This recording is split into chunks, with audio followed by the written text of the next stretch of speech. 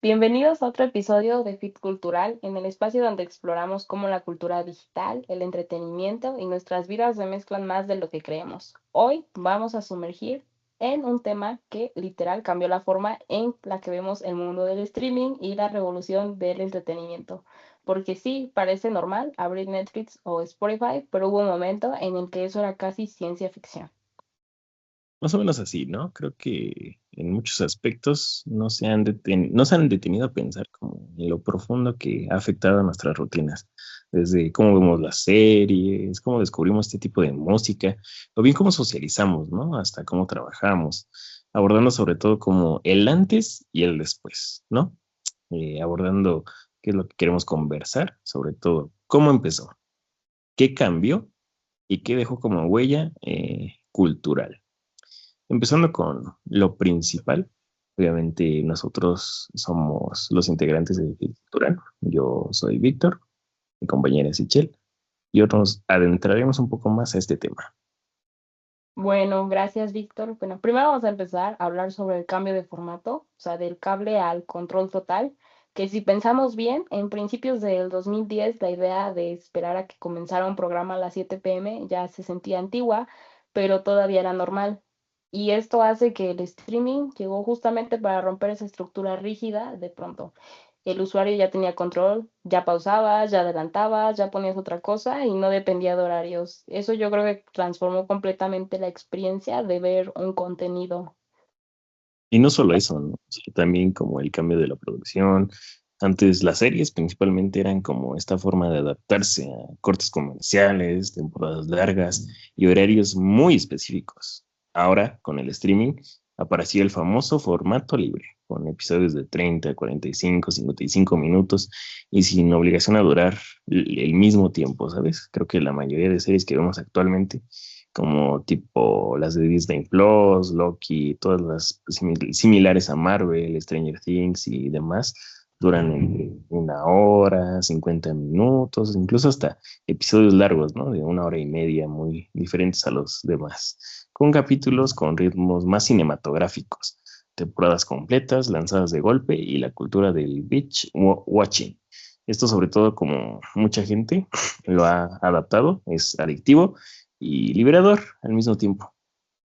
Sí, justo, pues todas estas ventajas de las plataformas, creo que también dio paso a lo que conocemos como la batalla de las plataformas, que es otra cosa muy clave de cómo se transformó todo este ecosistema digital, porque pues al inicio era nada más básicamente Netflix dominando todo, pero en décadas pues entraron Amazon Prime, Disney Plus, Apple TV, HBO y un montón más para hacerle la competencia y como que cada quien empezó a adquirir nuevos contenidos y nuevas empresas y empezaron a sacar sus propias series también, entonces yo creo que eso les hizo posicionarse rápidamente en el mercado porque ya no solo era uno, sino que ya había más variedad de lo que el consumidor podría conseguir y pues de pronto ya no había solo una sola plataforma, sino un universo entero con guerras de catálogo, de contenidos y ya cada quien quería tener sus exclusivas, sus producciones originales y su sello distintivo para atraer a los consumidores. Actualmente creo que ya no consumimos nada como lo hacíamos anteriormente. Ahora la televisión es marcada como la agenda, ¿no? Todos hablan del mismo capítulo porque todos lo veían en el mismo momento. Sin embargo, actualmente en estas series de plataformas se ha fragmentado el término de la conversación. Actualmente, las temporadas uno y la 3 se vienen principalmente abordando como el tema de conversación en un mismo periodo de tiempo. Otras simplemente ya terminaron y alguien más ya las empezó a ver. Por lo tanto, se vuelve popular y por ello plataformas de igual forma como lo son YouTube o TikTok terminan abordando un tema de hace años y años y años, pero que tal vez actualmente está abordando un tema que se vive, ¿no?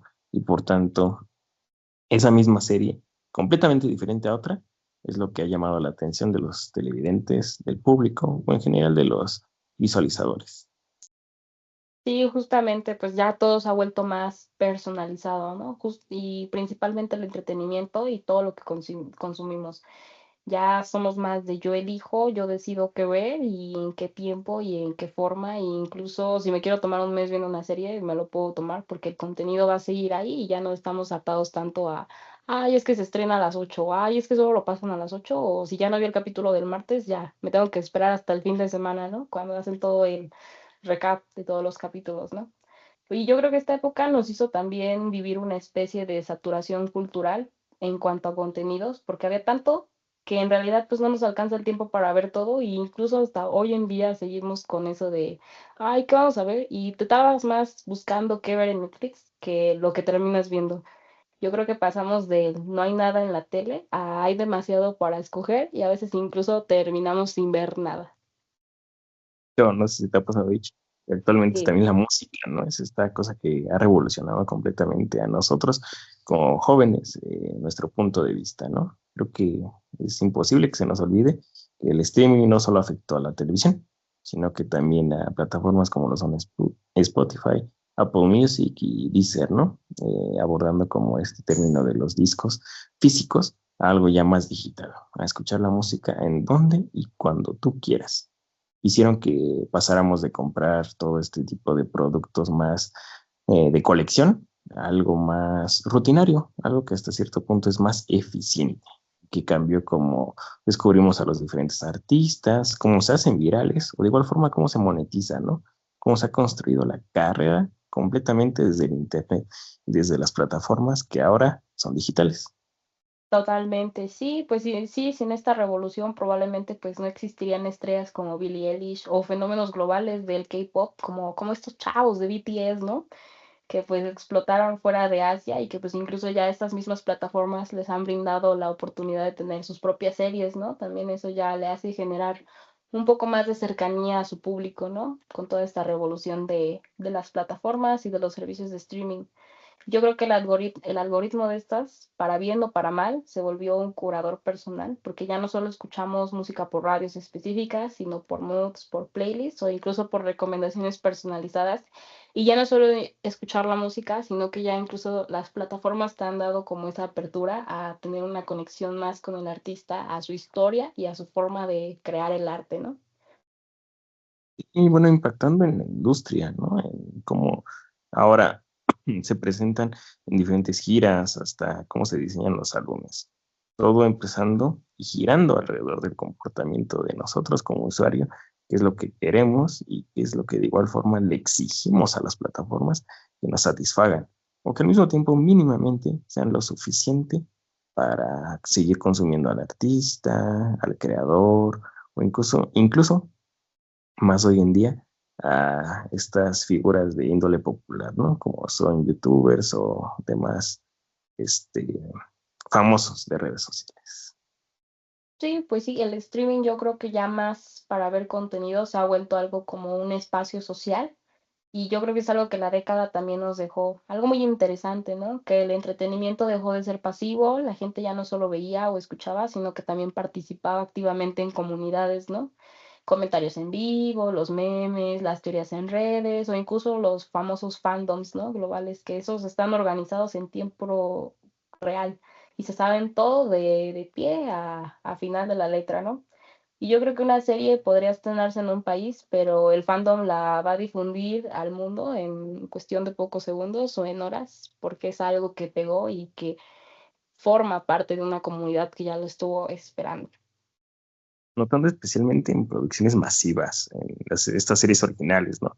Que se convirtieron en fenómenos culturales y que actualmente por algunas políticas de la televisión hizo que las empujaran, y si no porque la comunidad es la que principalmente, de pronto, de la nada, hizo que el ver una serie era casi un evento social.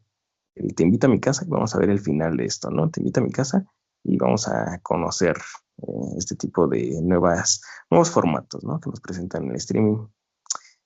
Y al final, sin querer queriendo, conectó de manera impactante en nuestras rutinas y en nuestra vida en general. Sí, pues sí, y bueno, pues es imposible hablar de la revolución que trajo la pandemia, ¿no? A todo esto, sin mencionar el impacto del streaming, pues durante esta misma etapa de nuestras vidas, que fue como el refugio de millones de personas y fue un punto de encuentro emocional cuando todo el mundo estaba detenido porque podías ver distintos contenidos y si ya era importante antes, yo creo que en 2020 el streaming se volvió indispensable y yo creo que es lo que terminó generando este decadencia del cine y de los cines físicos actualmente. Claro, creo que eso dejó muy en claro que el entretenimiento no es un lujo, ¿no? Es como una parte real de de nuestro bienestar. Y que ahora vivimos en conciertos en línea, estrenos digitales, y sobre todo entendemos lo útil que era tener un acceso inmediato a a nuestras historias que acompañamos día con día. Sí, justamente yo creo que ya, en resumen, pues el streaming no solo cambió la forma en la que consumimos contenido, sino que también cambió la forma en la que vivimos el entretenimiento, lo volvió más accesible, más personal, más global, más interactivo y nos dio libertad, nos dio opciones y también yo creo que nos obligó a repensar nuestra relación con el tiempo, la atención y la cultura y creo que una parte sobre nosotros mismos también. Y no, o sea, aquí no quita que esto interesante no solo haya terminado en 2020 o al final de la pandemia, ¿no? Sino es un punto de partida que, bueno, hoy en día sabrás tú, Echel, que nos invitamos uno al otro para querer ver películas o sobre todo impactar en este mundo del streaming y decir, vamos a ver actualmente esta serie de eso, ¿no? De terror en épocas de Halloween, ¿no? Cómo incluso se apoyan de este tipo de fenómenos culturales, de días culturales para potencializar lo que en algún momento fue una película cualquiera en el cine, abriendo la puerta a nuevas formas de crear y conectar con las personas, con los amigos, con la familia y sobre todo cómo este entretenimiento tan poderoso puede transformar una década completa y de paso también transformarnos a nosotros. Y justamente, pues aquí a todas las personas que nos escuchan, pues Víctor acá es un cinéfilo experto, entonces yo creo que para el siguiente podcast no se lo pierdan, vamos a estar hablando sobre todas las películas de terror, nuestro top 10 de películas de terror que estuvimos catalogando en Fit Cultural para hacerles una reseña de cuáles fueron los mejores estrenos de terror de esta temporada. Y pues gracias por acompañarnos en este episodio de Fit Cultural. Nos escuchamos en el próximo tema, que es donde Víctor nos va a hablar sobre sus películas.